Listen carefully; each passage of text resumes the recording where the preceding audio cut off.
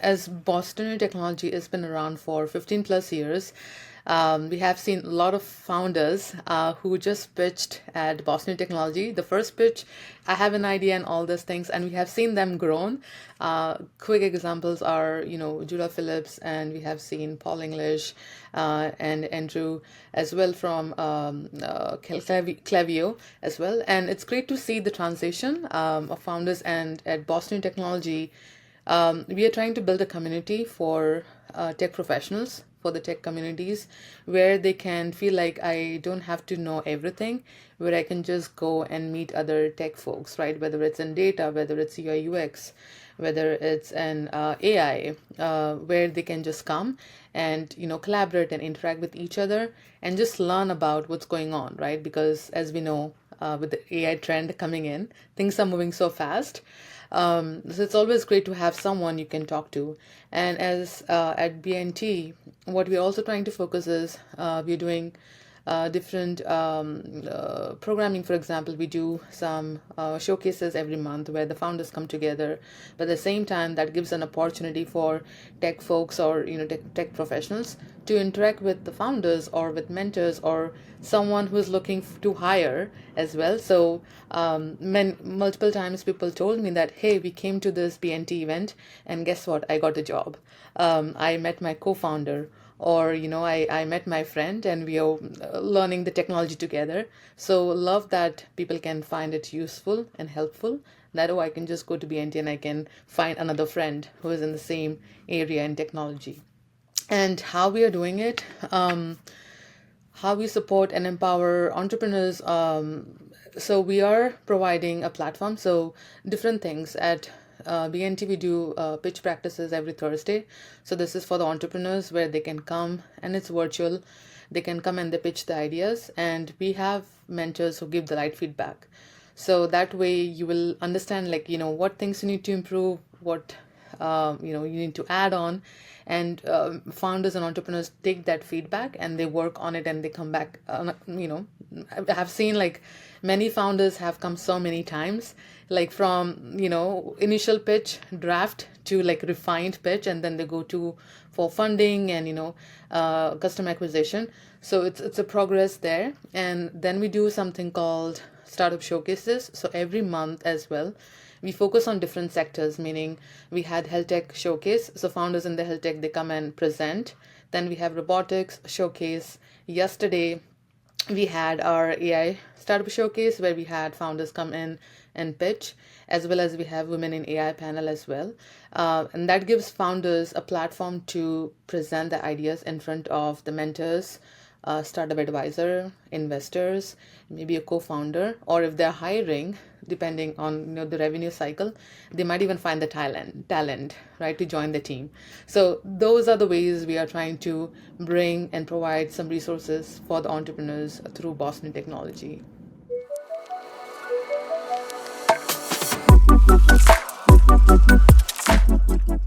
Yeah, it's really interesting because I was talking to many folks, and it's really, really great. I mean, the 2025 is a great time because given with the AI trend and everything, but looking back, pre-pandemic and even 7 to 8 years ago, what I've seen is the data role was new and people were not sure how the data analysts and engineers work. Companies were hiring, but it was not clear. And now data is the core of everything. You need to have data to be able to be able to do things, make decisions. Same thing with AI. Before there was AI ML engineers, but it was not heavily known what exactly they do. And now I see that you have to ChatGPT we use in everyday life.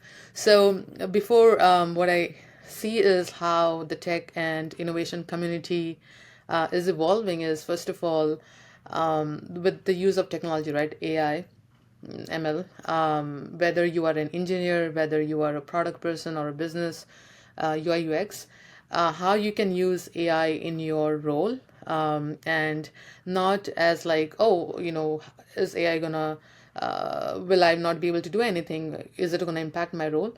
Not in that way, but like AI is such a great tool. It will help and support the engineers or the product or business folks to do their job much better. And what I mean by that, many founders and entrepreneurs, as they're working on their companies, I want them to think about like, okay, if I'm using AI, how I can streamline my processes, how I can make it more effective, like with different AI technologies. And the good thing is like, you don't need to have experience in technology, right? The good thing is like you can learn with AI, and it will help you to scale as a founder and entrepreneur. And the second thing is, I would say, given as an, if an entrepreneur or founder or tech person, you need to have a little of knowledge about the product, meaning if I am solving a problem, if I am raising or creating my company, what problem I'm trying to solve.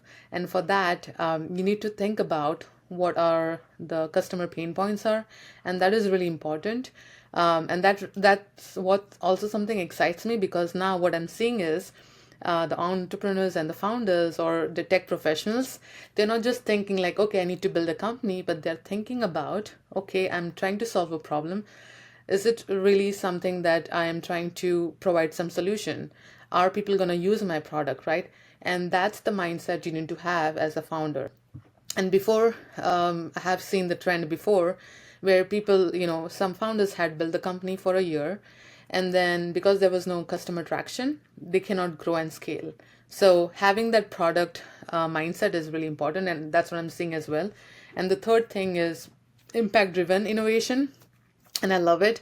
I've been seeing that in whether it's in fintech or edtech or health tech, the founders and entrepreneurs and the tech professionals, they are thinking like how I can solve the solution.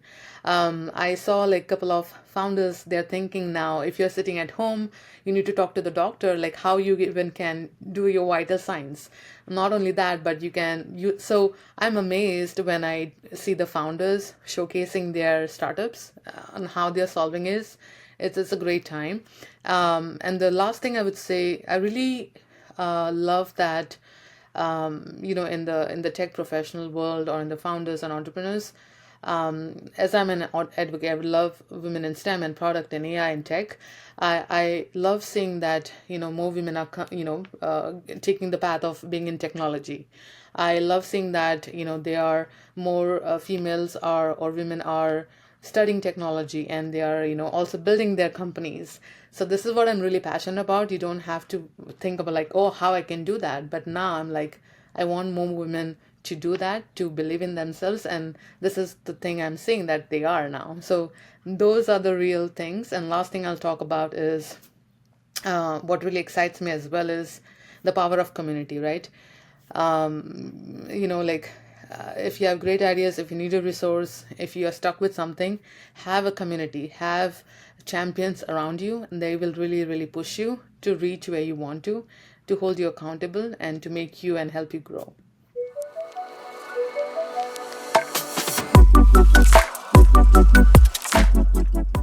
I love to have folks joining Boston Technology Community. There are different ways where you can get started. Is you can follow us on LinkedIn, Boston Technology. That's where we post our events, the upcoming ones. We have all the information. We always keep it updated. The second big community that we have is on the Meetup. We have around 30K followers, so that's the best way to follow as well, just to keep updated with the events that's going on. We are also on Insta, and if we have our website, bostonnewtech.com. So, definitely feel free to reach out to us, connect with us, and, you can always reach out to me as well. I'm happy to answer any questions. But those are the great platforms to stay connected, to see what new upcoming. We also do fireside chats. We also do workshops. We do panels, pitch practices. We did like Startup World Cup last year, and we have done like startup weekends as well. So more things are coming, and we are in the startup showcases as well. All you can keep updated, and we have newsletter as well. So that way you can sign up to the newsletter as well. You'll find the link on the website, bostonnewtech.com. Sign up for the newsletter. You'll get all the updates and events, how to get involved as well. Yeah.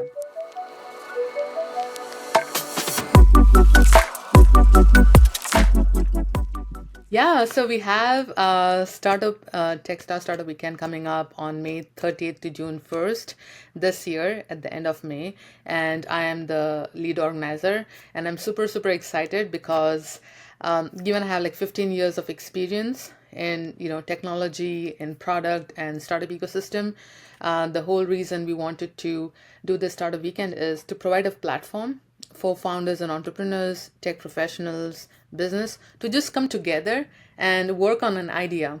So let me give you a quick context about what the Startup Weekend is and who and why you should participate and get involved.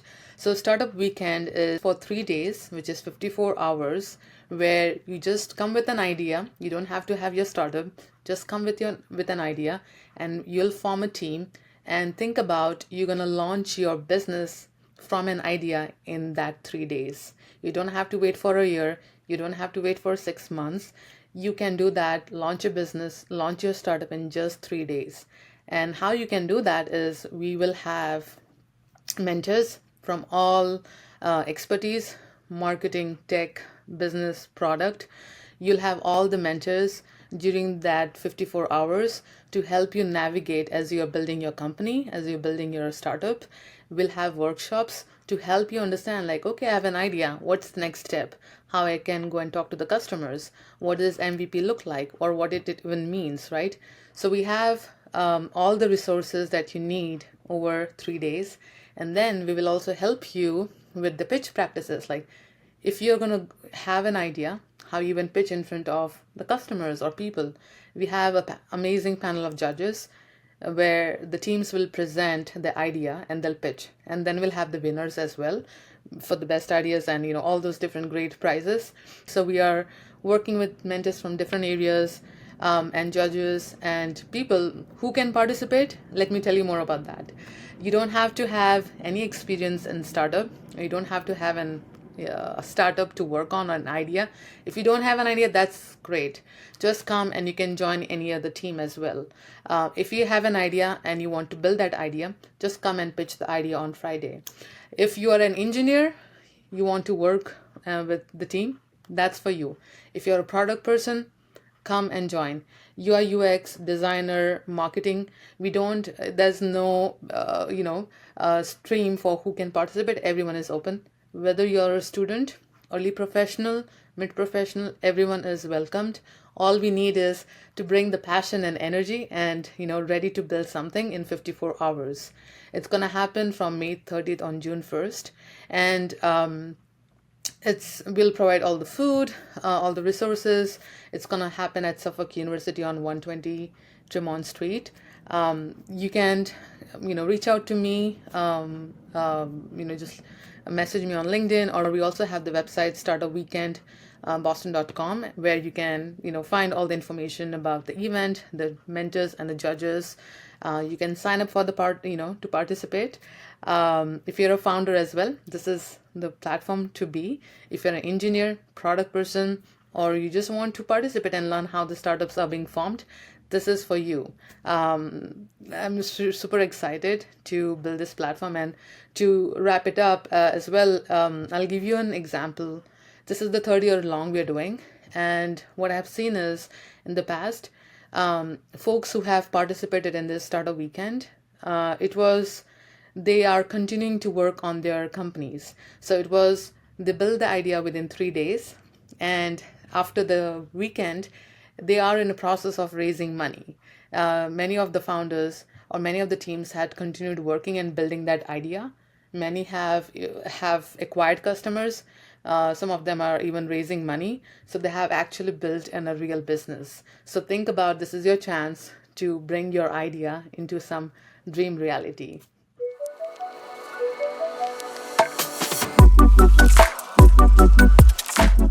So as a product leader, and as I have worked in different industries and different organizations, from health tech video platform and various others, I'm also a mentor to founders, an expert on go-to-market strategy, product market fit, product strategy and MVP. I would highly suggest early stage founders to think about, if you have an idea, great. before you even start working on implementing the idea. For example, creating a prototype, whether you are hardware, if you have a robotics company, for example, or a hardware related company, or a health tech company, or a health tech idea, I would highly suggest, like before, or any companies, any streams. One of the things I would recommend early stage founders, like before you even create your prototype, your MVP, go and talk to the customers, because many times founders don't take that time to talk to the customers and really pick their brain, that is this a real problem? If it's a real problem, how are you going to solve it, right? And the product that you're working on or building, is it going to resonate with the customers, right? Are they going to even pay for it, and are they going to use it for 6 months and a year, right? So really go out, talk to the customers, make a list for yourself. For example, like in 3 months I'm going to talk to 500 customers. Go out, reach out to your network, friends and families, get introductions, but make an effort to gather all the feedback. That's the first thing. The second thing is, as you curate your feedback from the customers, I want you guys to think about what 5 things have you gathered, what are the 5 different categories, and just focus on first one feature or one thing that you want to launch. Meaning, I have seen many founders think like, oh, I have to launch all these 5 different things. That way, people will like my product. But then you're stretching yourself thin and you're focusing on different features. If you're an early stage founder, what you need to focus on, first of all, I want more customer acquisition. You want customers to use your platform. And for that, I would suggest make it freemium, meaning like 3 months for free, or 1 month for free, and try to get your customers on your platform. What it will do is you will get to see what features or what product offerings the customers are using on your platform, right? And that way you'll know, okay, these are the offerings customers really like, and you can also keep the feedback loop going on.